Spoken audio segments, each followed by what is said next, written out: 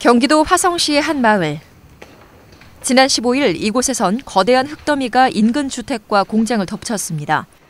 장맛비로 10m 높이의 옹벽이 무너져 내린 것입니다. 현재 해당 주택에 거주하던 주민은 다른 곳으로 이주를 한 상황. 다행히 인명피해는 없었지만 지난해 집중호우 때도 옹벽이 무너져 큰 피해를 겪었던 터라 주민들의 불안은 더했습니다. 자고 있다가 애엄마가 무슨 소리 난다 그래가지고 나와보니까 이제 막 밀려 내려오더라고요. 저기 위에서. 저보다는 이제 애엄마나 이제 여기 어머니 아버지가 이제 애들하고 이제 불안해서 못 살겠다는 얘기를 많이 하시죠. 최근 국지성 폭우가 잦아지면서 이처럼 붕괴의 위험성을 안고 있는 곳들이 산사태 위험에 직면해 있습니다. 특히 인공적으로 만들어진 옹벽이나 석축, 급경사 절개지는 폭우가 내리면 지반이 약해지기 때문에 붕괴의 위험성이 더욱 큽니다.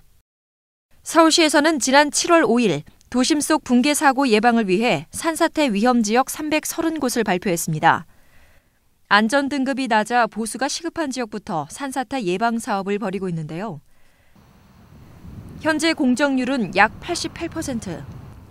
공사가 모두 완료되지 못한 점도 문제지만 직접 찾은 산사태 위험 지역의 주민들은 자신이 사는 곳이 산사태 위험 지역이라는 사실을 인지하지 못하고 있었습니다.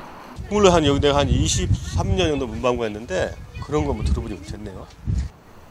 양재동의 한 산사태 위험 지역.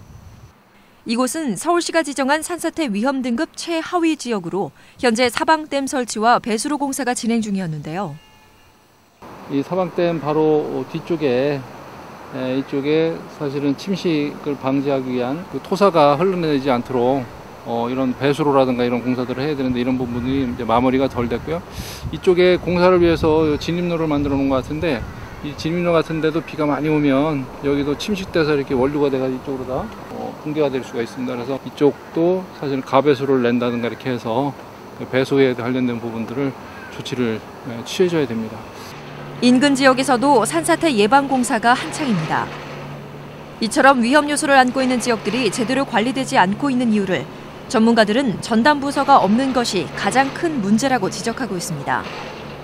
기관들이 각각 이제 분류해서 관리를 하다 보니까 그 지정이라든가 관리하는 부분에서 많이 빠질 수가 있습니다. 그래서 관리는 각자 하더라도 이 데이터를 갖다가 리스트업을 갖다가 한 군데서 DB를 구축한다거나 이런 컨트롤 타워 역할을 할 수 있는 이런 통합적인 그런 기관이 하나 생겨서 우리나라 전체적인 이런 급경사지나 이런 부분들을 관리를 하면은 좀 더 효율적으로 관리하거나 또는 대응을 할 수 있을 것 같습니다. 올여름도 국지성 집중호우와 태풍이 잦을 것으로 예상되는 가운데 제2의 우면산 사태가 벌어지지 않기 위한 철저한 대비가 필요해 보입니다. TBS 리포트입니다.